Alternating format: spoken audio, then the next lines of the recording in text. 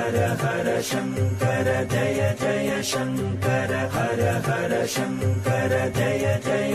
மயிலாப்பூரில் இருந்து டி.எஸ். ராமசாமி ஐயர் என்ற பக்தர் பெரியவாளின் தரிசனத்துக்கு வந்தார். அவர் பத்மபூஷன் என்ற அரசாங்க விருது பெற்ற பெரிய மனிதர். அவர் வந்திருப்பது தெரிந்து ஸ்ரீ பெரியவாள் அவரை கூப்பிடு என்றார்கள். அவர் வந்ததும் காலை நன்றாக நீட்டிக்கொண்டு உட்கார்ந்து பேசு என்றார். அங்கிருந்த மற்றவர்களுக்கு அது ஆச்சரியமாக இருந்தது. ஒன்றும் புரியவில்லை.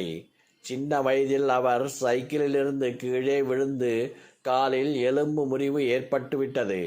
அதனால் அவரால் அதிக நேரம் காலை மடக்கி உட்கார முடியாது என்று அதற்கு விளக்கமளித்தார்கள் பெரியவாள். அதெல்லாம் ஸ்ரீ பெரியவாளுக்கு எப்படி தெரிந்தது தெரியவில்லை.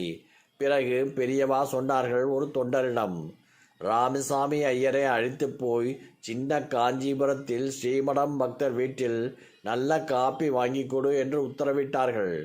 அவரால் காப்பி சாப்பிடாமல் இருக்க முடியாது என்றும் தெரிவித்தார்கள். உடனே நமக்கு என்ன தோன்றும், பெரியவாளே காப்பி வாங்கி கொடுக்க சொல்கிறார்களே என்று ஆச்சரியமாக இருந்தது. காப்பி சாப்பிடுபவர்கள் அதற்கு அடிமையாகி விடுகிறார்கள். அது இல்லாவிட்டால் அவர்களுக்கு ஒரு வேலையும் ஓடாது. அது எவ்வளவு கெடுதல் என்பதையும் பல நேரங்களில் நமக்கு சுட்டி காட்டியிருக்கிறார்கள்.